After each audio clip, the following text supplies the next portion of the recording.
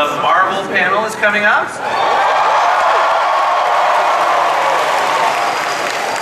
Out of curiosity, how many of you have been here all day? How many of you have been waiting for the Marvel panel? So let's not make you wait much longer. One last time. Remember the footage, don't record it. We want to make sure they feel comfortable bringing it. So just do us a favor, don't record it. You can tell everyone you saw it first, but don't record it.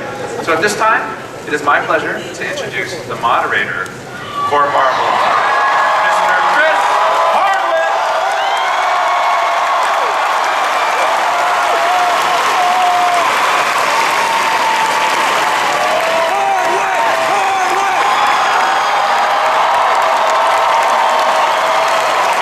Welcome, College. I am a marginally passable Booker DeWitt, aka Chris Hardwick, here for the Marvel panel, which I can't even begin to tell you the things that you guys are going to see in the next hour. If you've waited, how many people have waited all day? How many people have waited? You haven't moved, Mike. You've been there all day, dude. It is going to be entirely worth it. I am so, just as a fan of stuff, you have no idea how exciting it is for me to be able to show you the things that you're going to see. So I'm going to get this kicked off right now. I would like to present to the stage the president of Marvel Studios, the producer of Iron Man, Thor, Captain America, the Avengers, Mr. Kevin Feige!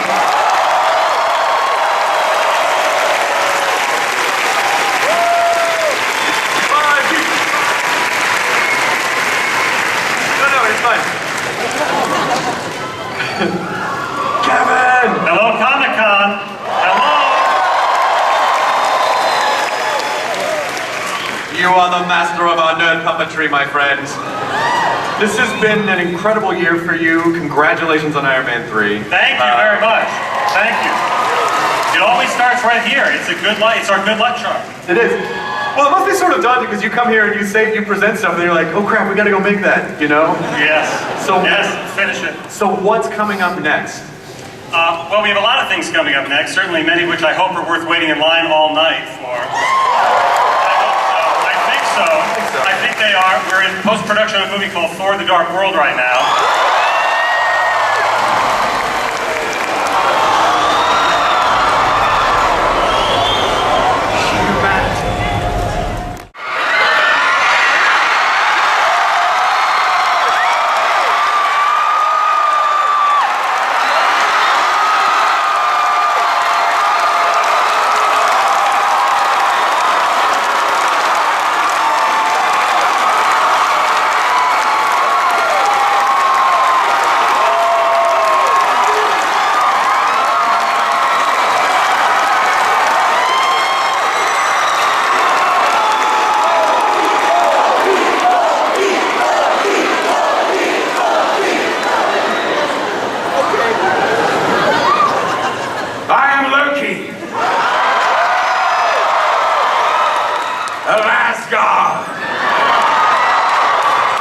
And I am burdened with glorious purpose.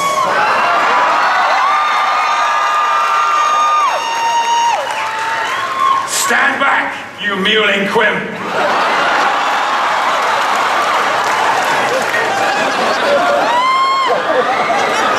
The bright lure of freedom diminishes your life's joy in a mad scramble for a place in this chamber. In this meager palace of Midgard, the arena they call Hall H.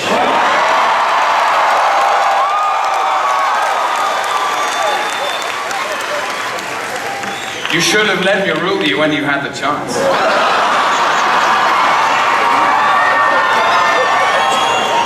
Yet here you are.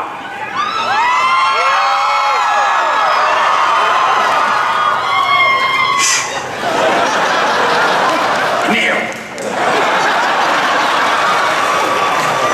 Your ears yearn for untold stories. Your eyes crave unseen sights. Your imaginations ache and hunger.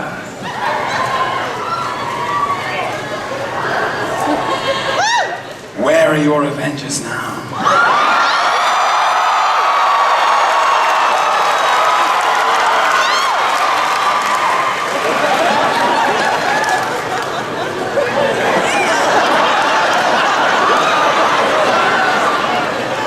Claim loyalty to me.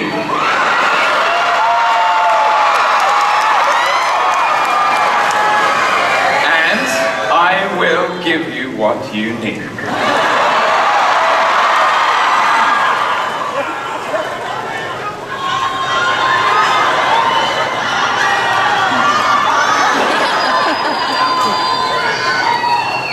Say my name. Say my name. Say my name! Say my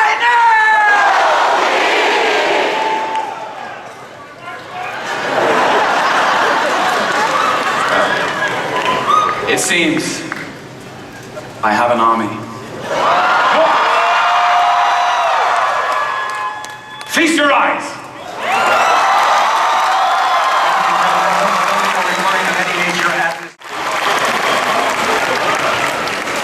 I'm going to say 2 words right now. Tom Hiddleston. Seriously.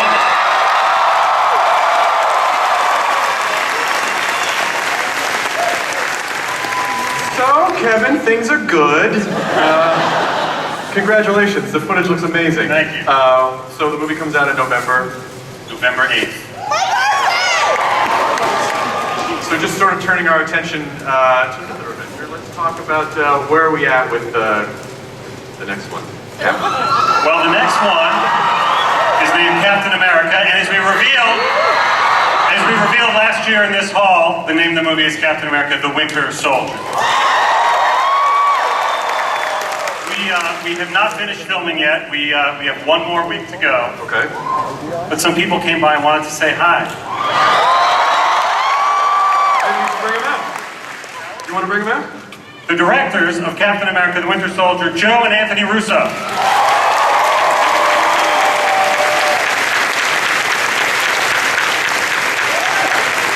We're going to bring them all out as Brock Rumplo, Frank Grillo.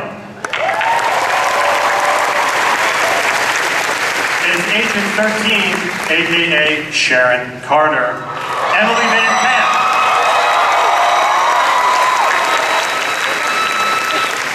You remember Agent Maria Hill, Cody Smulders.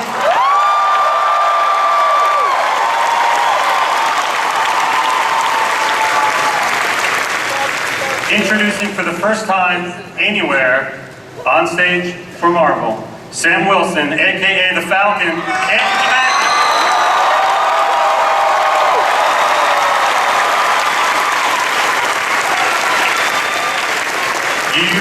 He used to go by the name Bucky Barnes. He now goes by the name The Winter Soldier, Sebastian Stan.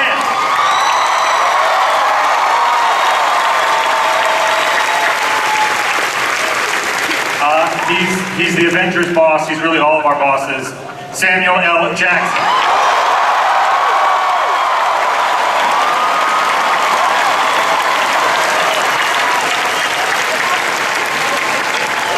Natasha Romanoff, Scarlett Johansson.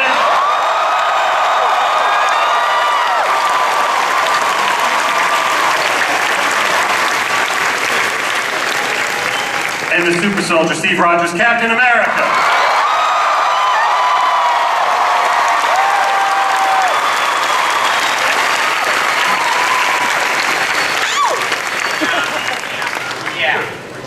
Hey, welcome you guys. Welcome to Comic-Con 2013.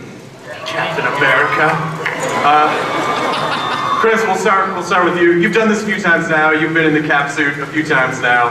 How does it feel each time you go back and put it on? Is it a piece of you now? Well, it's getting better every time I put it back on. You know, it's satisfying knowing that the movies are good. You know, it'd really be a problem if the franchise you were stuck with wasn't making good products. But it turns out Marvel knows what they're doing. So every time you put the suit back on, you get really excited and you can't wait to see what they're going to do. How how do you think Steve feels? Do you think he's adjusted yet? He's sort of anachronistic. You know, is he feeling comfortable yet in our world? Well, he's getting there. I mean, he's not. It's not so much about his shock with technology. He's not like, oh, internet. You know, I mean, it's more about the societal differences with the 40s to today. I think he comes from a world where people are a little more trusting, and I think the threats weren't as deep. And you know, the world we live in right now, it's harder to know what's right and wrong and what's good and bad. In the 40s, I think we can all agree Nazis are bad. It's pretty clear. They're still bad, by the way. Yeah. That's black and white. But today, it's harder to know who's right and who's wrong. And sometimes the actions you have to take to prevent certain threats compromise some of our civil liberties or our privacy. And I think that's tough for Steve to swallow. Scarlett, I think we're super excited to see Natasha. How integral to the story is she, and how much a part of Winter Soldier is she? Integral, very, very. Right, Kevin? Yes, I mean, she and Chris share this movie in a big way. I think that, you know, obviously when we find these characters, it's in real time, so we've been working together for, you know, in a couple of years, and, you know, they have a shorthand between them. They're really kind of partners, you know, they're running a lot of, they're tasked together, they're running missions together, all this stuff. So, these two characters who you didn't really see a lot of interaction between them in Avengers, now have this relationship that they've built, you know, which I think is an opportunity for us to kind of see a little bit more of a, I don't want to say the civilian side of Natasha, but we get to see how she is in a more kind of casual working relationship with somebody. And so you get to, you know, it kind of breaks down the barriers of her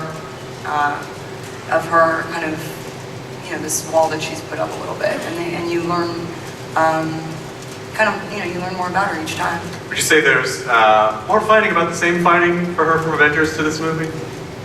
This film is gritty. It's got a lot of, it's kind of some down dirty knuckle bearing fighting and all that stuff. So we're really, there's a lot of action in this one. I mean, character-wise, she knows the world. She is a child of this world that she's in. What is her relationship to Steve, with that in mind? I think that, you know, they have a sort of, they're kind of unexpected, sort of unexpectedly similar, not similar, but I'd say it's like an odd couple, you know. I think we each have pretty different approaches to morality. And I think that makes for an interesting dichotomy in this movie, in this relationship, because they need one another. They learn from each other as well, you know. Yeah. Thank you. Dichotomies are sexy. I tell you what. I like they learn from one another. Woo woo. Education. You You want to know that one? Yeah, get it. Sam has a much better vocabulary. Sam, let's talk to Sam for a second. Sam Jackson. Nick Fury. How does it feel every time the eye patch goes on and then you're in Nick Fury mode? Pretty badass. How does he view all of these people? Does he view them as his children or coworkers? Does he feel responsible for them? They're co-workers, subordinates in a sense, instruments of justice in another way, tools, but people that he cares about. I mean, he has a different relationship with everybody. He and Steve have a way of talking because they're both warriors. He knows the world they came from as a soldier because he was soldiering around that time, so they can talk in that way. But he also knows that he has this black and white thing about who's the enemy, who are the good guys. He's in a world now where some of those enemies, or people that he perceived as enemies, may now be our comrades. And he doesn't know how that happens or how that works. But, you know, that's the gray area that sort of S.H.I.E.L.D. and people in the shadow world like Natasha and I work in.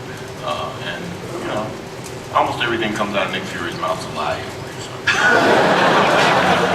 Sometimes he has to figure out, you know, am I lying to myself too? So there's always that. But, you know, it's pretty cool. Do you think he really, because I always feel like, oh yeah, he always knows what's going on. Do you feel like he always knows what's going on, or is he good at faking that he always knows what's going on? He has a very good idea of what's going on, but his paranoia keeps him from believing what's going on, or if that's really, you know, that way or this way. So he kind of goes around the corner to see what's really happening. Yeah. I want to talk to Sebastian for a second. We'll definitely have time for audience questions. So tell us a little bit about what's going on with this idea of the Winter Soldier and Bucky, and like, how are you feeling, and how did you fit in? I felt great. I said, you know, I was very happy when I found out that the story was going to come to life on screen, and I mean, you know the story. Yeah, we know. Actually, that's what I wanted to ask you about, Kevin.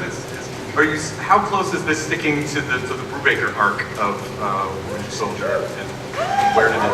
It's pretty close. It's pretty close in the specifics as they relate to Bucky. Okay. For sure. Yeah. And it's, you know, look, many people in this room have read the story. It's not a twist who he was. I introduced him with both names. In the movie, though, it's a surprise to Cap, and that's what it matters. It's Cap's conflict.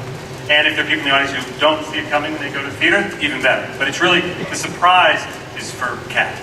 Great. Anthony Mackie, tell me. What up, no? Sorry, that was a New Orleans thing. Sorry. It is welcome. Tell us about the Falcon. Tell us what's going on at Winter Soldier with the Falcon. Well, I'm introducing the Falcon, Sam Wilson. I have wings and guns. Right? That's all you need, right? When you go to the grocery store, don't you want wings and guns? That's what I got. So, you know, me and Cap go out, give him the business, give her some business, definitely give him the business. We just handing out business for 2 hours. That's what we do. Captain America 2. That rhyme. Album coming out next summer. Kevin, with the Russos, what was it about the Russos that made you say, like, these are the guys to tell the story of the Winter Soldier? You know, at Marvel, we've always been rewarded when we hire people who've done really clever, interesting things. They don't have to be the exact same things we are going to hire them to do, but these guys have been part of shows called Arrested Development, Community, and I kept seeing their name pop up again and again. And you want to hear me talk about it, or you want to just show me why I hired them? Show you guys. Let's show you why we hired them. Best movie ever. Best movie of the year.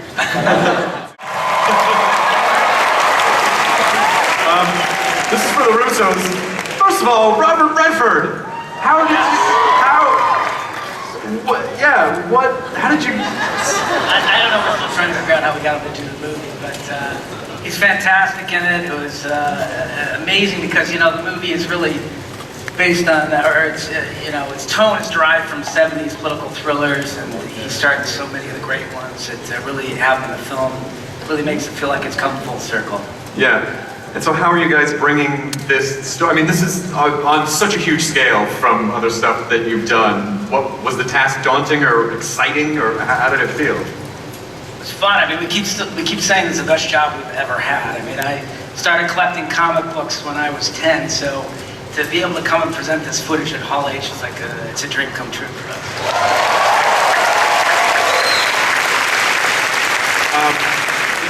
Really quickly, I wanted to hear from the last couple of panelists down at the bottom. Kobe, welcome back.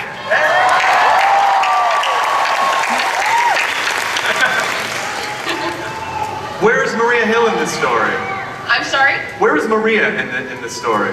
Well, you know, S.H.I.E.L.D. is picking up where we left off after the Avengers, after the Battle of New York, and the world is still sort of reeling from the reveal of superheroes and aliens, and so S.H.I.E.L.D's trying to find its place within this new world, and Hill's working with Fury again, and we're trying to keep everybody in check. There's some new people coming on board, and Maria's part is to sort of, I can't reveal too much. It's very hard to talk on these panels.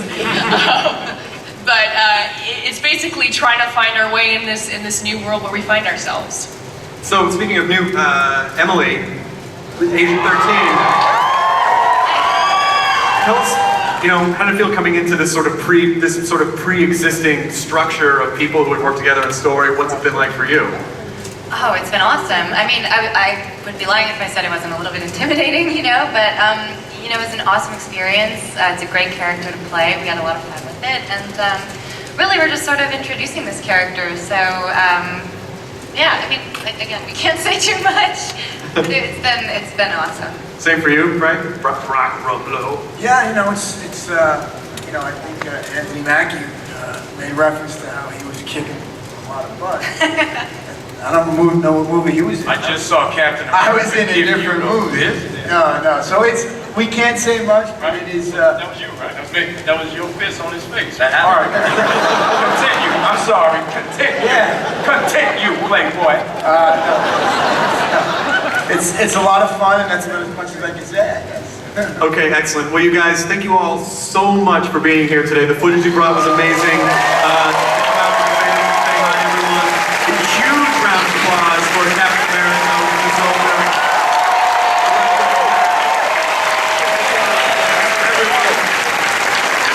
Thank you so much for coming. And there'll be massive photo opportunities over there in the corner.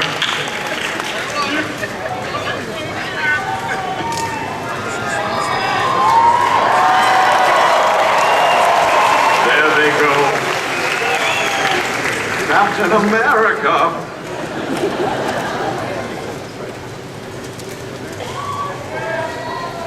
Click, click, click, click.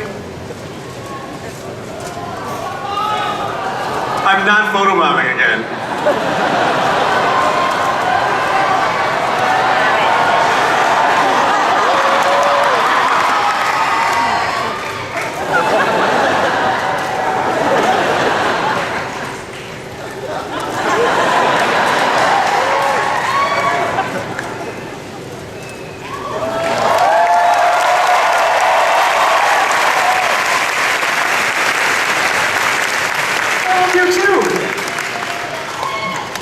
Again, Captain America, Winter Soldier.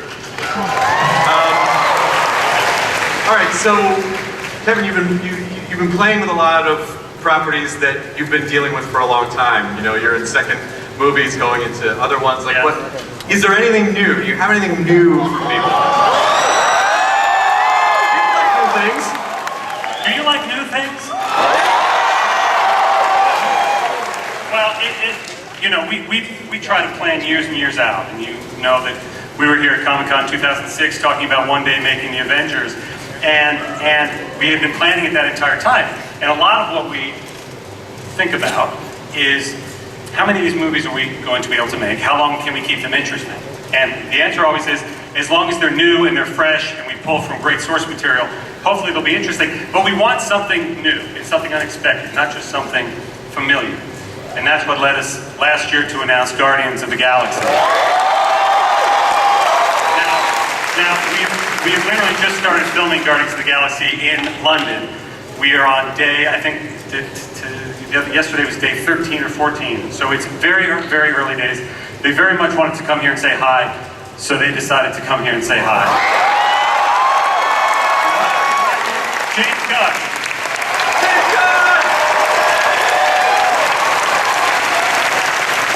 As Yondu Michael Rooker.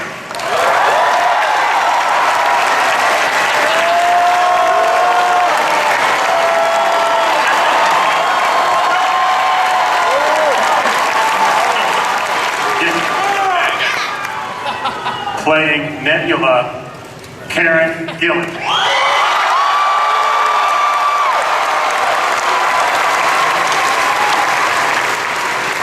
As Korath, Jaimin Hansu.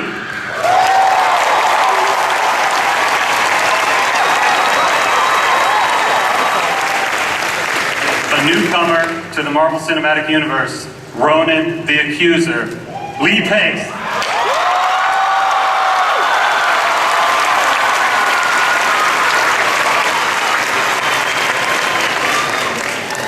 As the Collector, Benicio del Toro.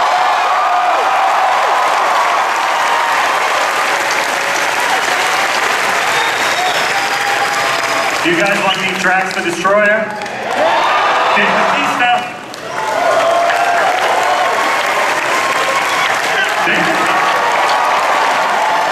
Oh my God. One guy. Playing the deadliest woman in the galaxy, Gamora, Zoe Saldana.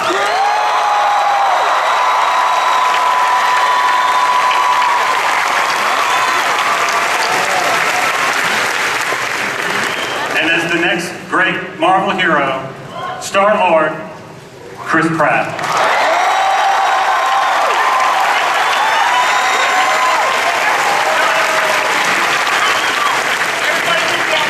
Everybody put down one seat. One seat. We're a club. We're a family. We're a family. Now we're gonna take one chair away and play a song.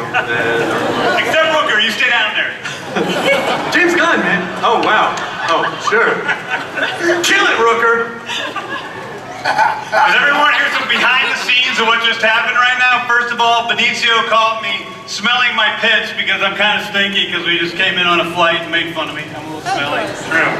And then Batista and I shared the fact that we both have to take a leak really bad. Yeah, that's why you go before the panel, so you don't come out of the panel. Dude, we've been back there a long time. This is amazing. I want you guys to understand that they literally just flew in for this and are leaving again tonight to go back to London.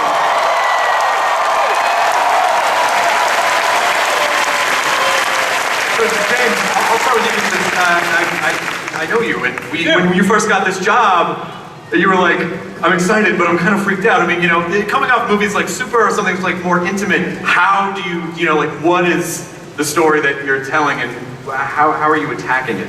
You know, exactly the same. You know, as Kevin knows, I really like to plan everything out. I like to know exactly what we're doing. It's always been important to me that I work with a cast and a crew of people who I not only respect their talent, but I really like them as people.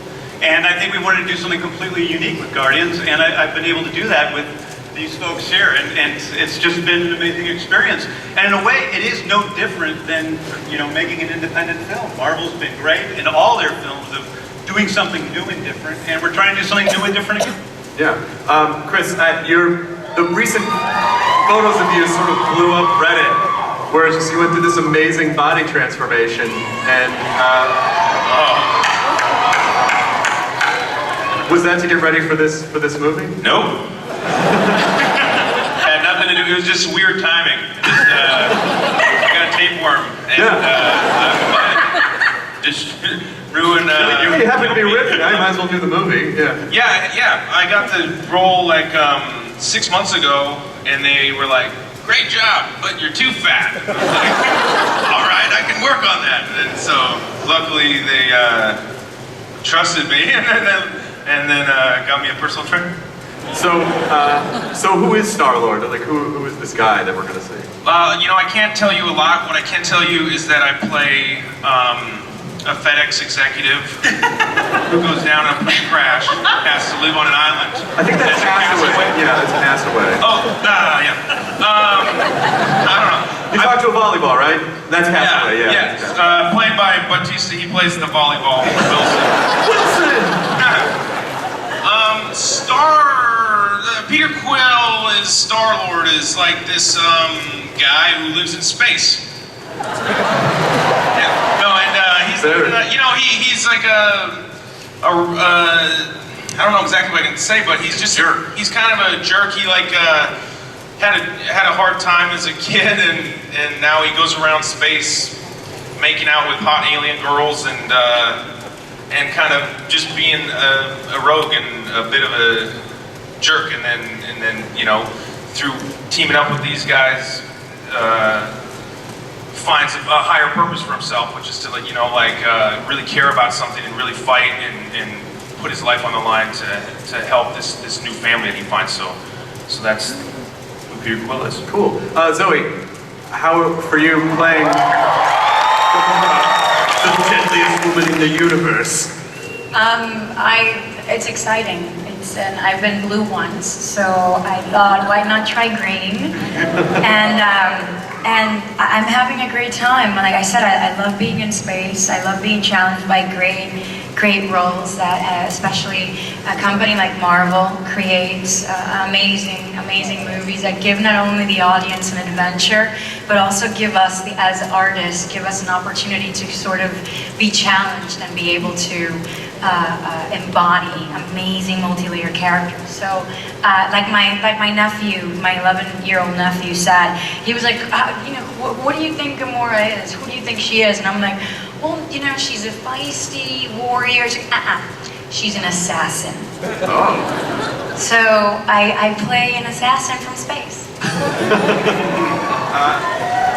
Dave, what do you think you're bringing to Drax besides your generous physical structure? I don't know, man. It's such a big question. I'm still, yeah. That's fine, man. Answer whatever you want, man. We're cool. We're cool. Whatever you want, bro. Whatever you want. I'm still at the point where I go to set every day and I still just can't freaking believe I got this job. It's like, I don't know, man. James saw something in me when I auditioned. I'm still not sure what it is. I asked myself. Dave earned this job. He auditioned 6 or 7 times and earned it based on his acting ability, which is tremendous. I fought really hard. And he's going to freak people out. Really. Yes. I fought really hard for this job, and I have to admit it's something that I wanted more than anything I've ever wanted in my life. And when I got the job, I broke down and cried like a little baby. Every day, it's just still, I'm still, even though I'm 44 years old, but I'm still the baby on the set in terms of acting experience. So I go to work every day and just try to learn something new, try to stretch my range of emotions and really just give James what he wants, and also just play off the other actors who are so talented. And I'm so lucky to have them, because I need, at this point, I need something to work with. I need props, I need people to give me something. I can't just pull it out I just don't have that experience to just pull it out of nowhere. So I'm very blessed to have such a great director and have such a great co-star. That is a sweet answer. I would hug you, but I'm fragile and weak. Benicio, how did you get involved? How did you get involved with the movie? Did you know James before? Did he reach out to you? What was your approach? A phone call. James called me and asked me if I would read this story, and I read it, and it's a great story, and can't talk too much about it. Sure. But it was very cool. I'm the new one here. I didn't come from London. I came from Los Angeles. I haven't started the movie yet myself, so yeah, go Dodgers. So I'm meeting the whole cast for the first time, just like everyone is. So. Oh, well, that's Dave, and then Lee is next to you, and Zoe and Chris. All right. Well, it's very cool. Thank you for coming down to the panel. Thank you. Pace. Who is Ronan the Accuser? I don't know. It's early days. He's a very complicated creed. He's a beast. He's an iconic character for Marvel since 1967, and I don't want to say too much right now because we're gonna put it on the screen. Jaiman, have you started working yet, or did you just come down for the panel as well? No, I came down for the panel, but I've already started, and but more importantly, I wanted Dave Bautista's role, so that's how they told me how big it was, and when I met him in London, I certainly understood that. He told me that at dinner one night, and it was the most awkward experience. No, I went into a role. I should slap you right now. No, but I'm playing Korath, and Korath is a humanoid, a great ally to, pardon me? Oh no, I know, forget. A great ally to Ronan and Thanos. So, Karen, I know it's so hard.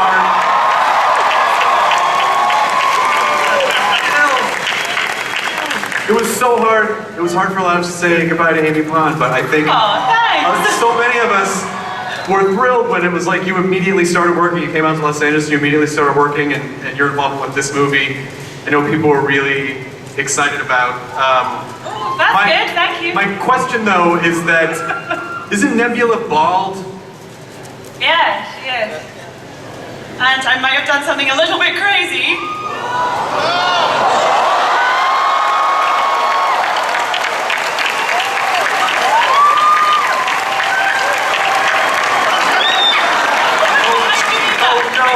Oh, she needs that back. She needs that back.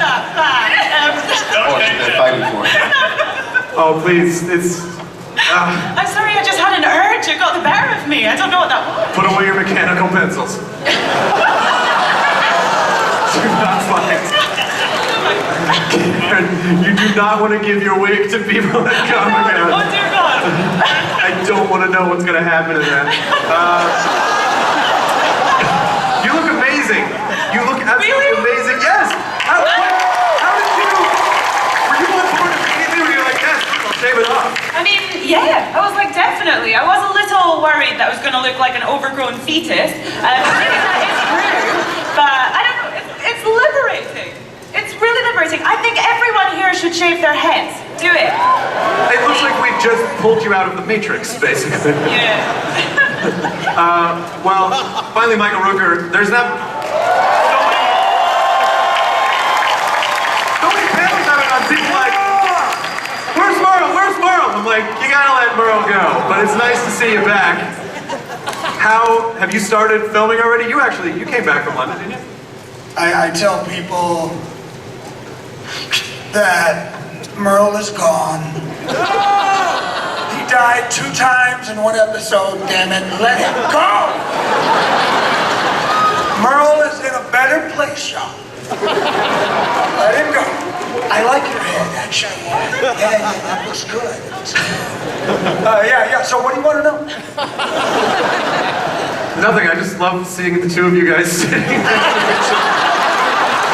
Rub heads. Rub heads. Scratchy, scratchy. Your head is a little more, I'm softer than yours. Yeah, yes it is. Yeah, my hair is very soft and fragile. Well, did you guys, I think you actually brought, I know you guys just started, but I also know that you maybe have prepared something for folks here. Remember, only 10 days of filming. They just started, brought it with them. Let's take a look.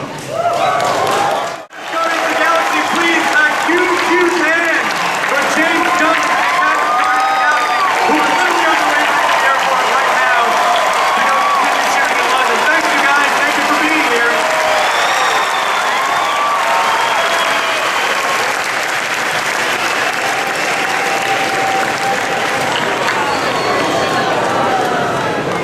There they go.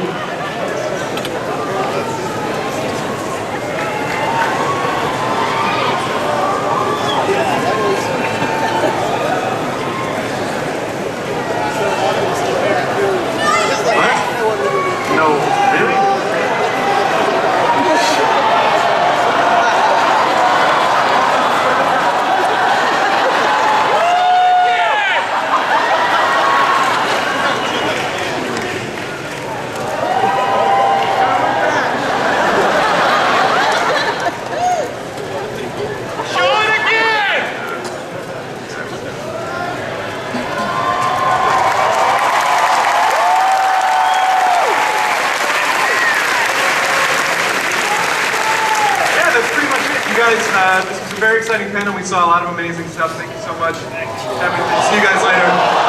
You guys, I know the Kevin Smith panel is up next. Did you forget something?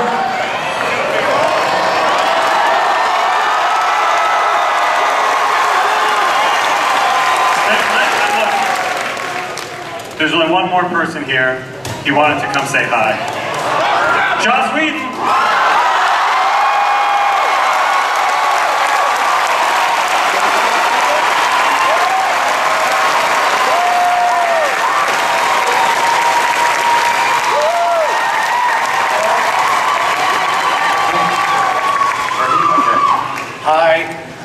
I know it's time to go.